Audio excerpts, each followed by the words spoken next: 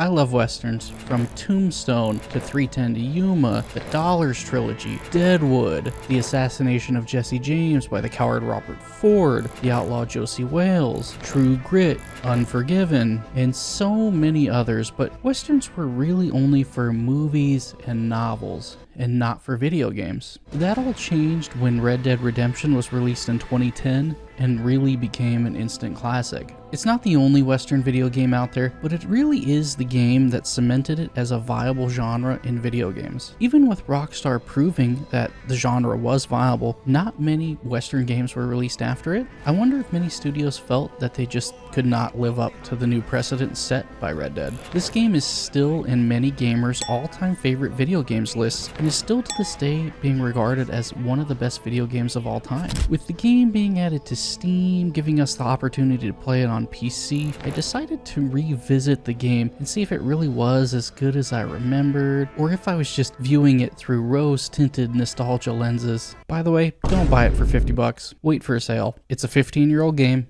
$50 is outrageous. The only way $50 is worth it is if you've never played the game before. At least the Undead Nightmare DLC is included with the purchase. Now, the game is a bit dated, being 15 years old, but I wanted to sit down and play it from start to finish to see just how well it held up. Was the game really a masterpiece? We are really only left with one key question. How good was Red Dead Redemption actually?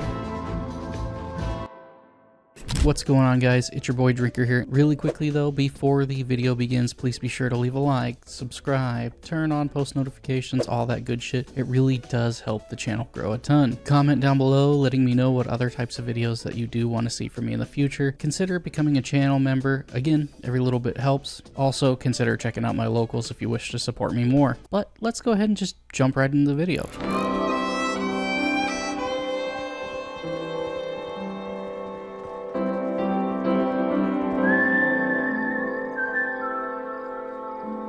When you consider how much time has passed, the game still looks brilliant and has held up extremely well. The art style is just vivid and is inherently Wild West. You look at any part of the map and you can tell this is a Wild West game. The world is vast and extremely detailed. It's amazing that a 15-year-old game can look as good as this game looks, so you can imagine just how great it looked when it was brand new. The lighting in particular is really what takes this game over the top, in my opinion. You see the light break through the gaps in the trees and peek over the horizon. The sunrise and sunset are truly stunning. There's a lot of modern games where the lighting isn't even half as good. In the areas that are even supposed to be warmer, you can see the heat mirages that appear just from the sun beating down on the area. The sheer attention to detail in a game this old is just impressive. Each area looks extremely unique from one another, from the vegetation to the wildlife to even the architecture.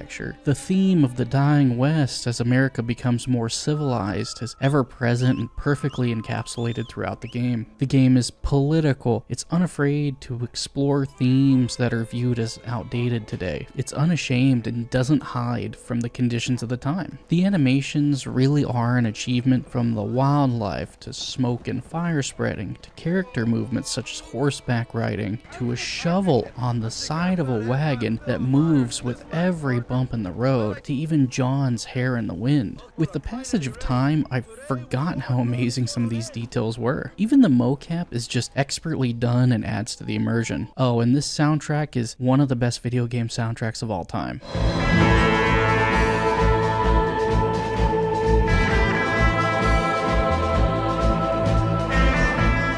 It is impeccably brilliant, and of course only adds to the vibe of the game. Seriously, the soundtrack is so freaking good. The open world feels alive. Unlike city settings, it's much more open, but the emptiness of the large areas broken up by wildlife encounters or NPCs riding past you on their horse, or even the random encounters like ambushes or people asking you for help. The NPCs are extremely reactive, yelling and running if you shoot around them, and some even pull out their guns and get ready to deal with you. The NPCs in Starfield are less reactive. Fuck you, Todd Howard. The world captures the essence of classic Western movies, from the visuals to the audio to the characters that you encounter.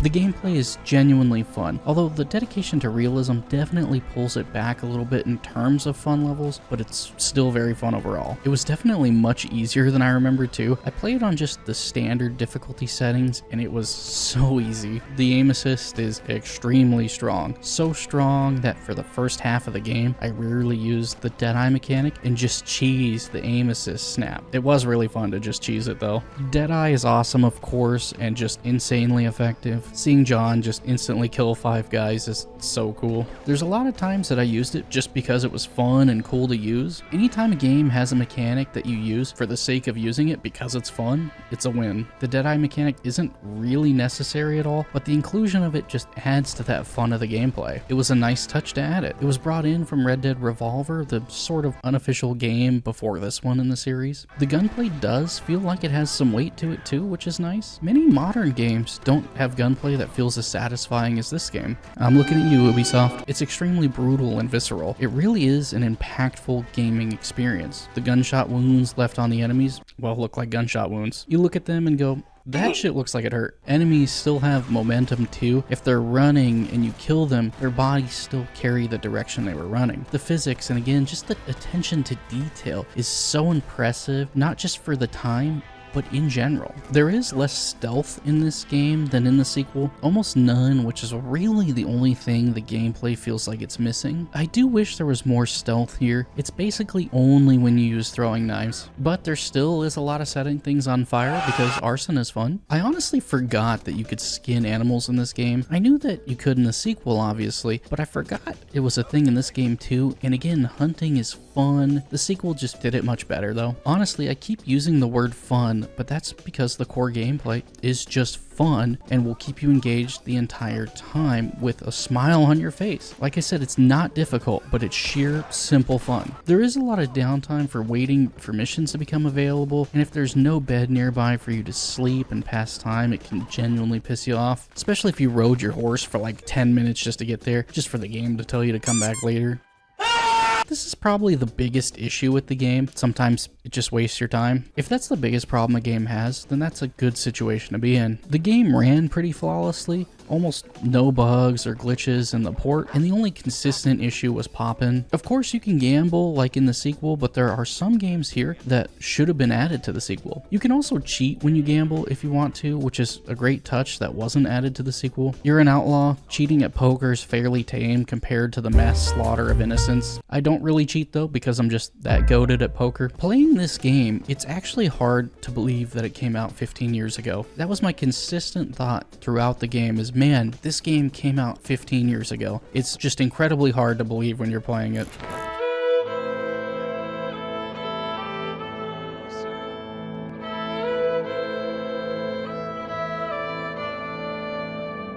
The story is tremendous. It really is one of the best stories ever told in a video game. I'm not going to do a full story breakdown. It would take too long, and I don't think that I could do it justice. Both this game and the sequel have a slow start, extremely slow, getting you fully immersed in the world and building that character depth. Both games' replay values are probably stifled by the first few hours being so slow, but those hours are deliberately slow paced to get you fully sucked in and immersed in the world. Many of the missions are even slow paced, but eventually build to something greater. When revisiting the story of this game, I realized that I forgot just how much of this game connects seamlessly to the sequel. Even little, seemingly insignificant details line up to the sequel perfectly. It had been so long since the last time I played this game, it was almost like playing it for the first time, and many of the sequel's story moments make much more sense now that I'm refreshed with the context of this game. It's probably been 10 years since the last time I played this game. The characters are full of depth, and you actually care about them.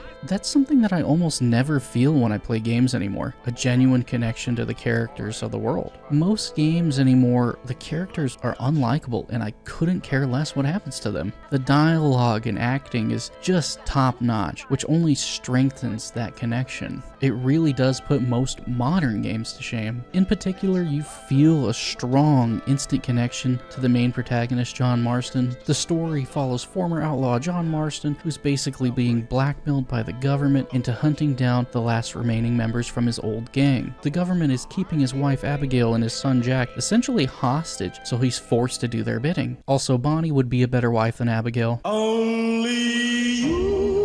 I really do appreciate John's loyalty and dedication to his family though. There's a ton of interesting side characters. Some of the side characters may not even serve the entire plot of the game, but they really serve to make the world feel more complete and fleshed out. You run into the gang members from the sequel in Bill Williamson, Javier Escuela, and of course the gang's leader Dutch Vanderlyn. It is genuinely sad to see how much things have changed. The boys used to be brothers and now they're trying to kill each other. There's major themes of morality and trying to escape an inescapable past that eventually catches up to you, whether you like it or not. People don't forget. Nothing gets forgiven. There are no happy endings in the life of an outlaw. You see John being introspective and trying to be a good man, and you see how much he's matured. He's trying to redeem himself. I think I prefer Arthur as a protagonist in the sequel, but it's really a 1A and 1B situation. Both Arthur and John are great protagonists. I can see this game being your preferred of the two. I can see Red Dead 2 being your preferred game. They really are that close in terms of quality. The sequel is a little slower, but definitely more polished. This game is a little faster paced, but of course it's a little more dated.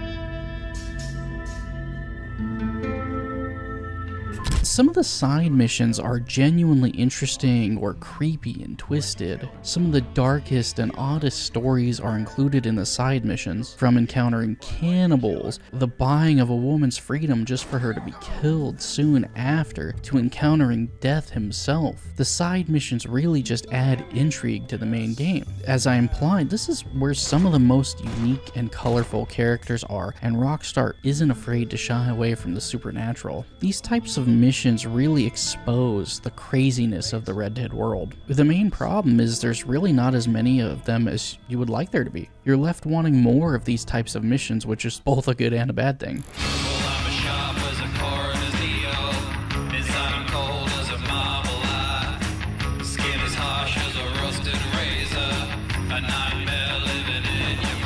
Remember when studios used to do crazy cool shit just for the sake of doing crazy cool shit? DLCs used to be so cool and content packed and extremely affordable. Nowadays you have to pay $30 for a bundle in COD. This DLC is one of the best DLCs of all time. Real effort was clearly put into this expansion. They didn't just add zombies to the world of Red Dead. No, it's an alternative storyline, fully voice acted and mocapped with the addition of zombies. The new narration is great as well. It's that cheesy, classic horror narration that's as comical as it is creepy. I didn't play much of this mode in the recent playthrough, but I love the addition of this mode, and it can genuinely extend your playtime by several hours. The content is repetitive, and besides the alternative story, you're basically just repeatedly shooting zombies in the head over and over, which is still fun, but it is repetitive. This mode was really one of the game modes that helped kick off the zombie craze, where zombies were just added into everything. I wish this mode was added in the sequel. I have no idea why they didn't add this, probably because it wasn't worth it financially, but it really is a huge miss that it wasn't included in the sequel. So we discussed the individual facets of the game, but the question remains, how good was Red Dead Redemption actually? As I'm sure you can tell by the rest of the video, the answer's pretty fucking good. It deserves the following it's achieved. Every accolade it's been given, it more than deserved. If you've played this game, you know just how amazing it is. If you haven't played this game, then what are you doing? Play it. Like I said, please don't pay full price for the PC port. It's still a 15-year-old game. It's not perfect. No game really is, but it's basically as close to perfect as a game can be. Even with the age of the game, its brilliance still shines through. Anyways, guys, I hope you enjoyed the video. If you did, leave a like, subscribe, turn on post notifications, all that good shit. Like I said, it really does help the channel grow a ton. Comment down below letting me know what else you want to see from me in the future or what you thought of the video. video. Like I said in the intro, consider becoming a channel member or consider checking out my locals if you really want to support me further. Every little bit of support really helps a ton. But as always guys, this has been your boy Drinker and I'm out of here. Peace.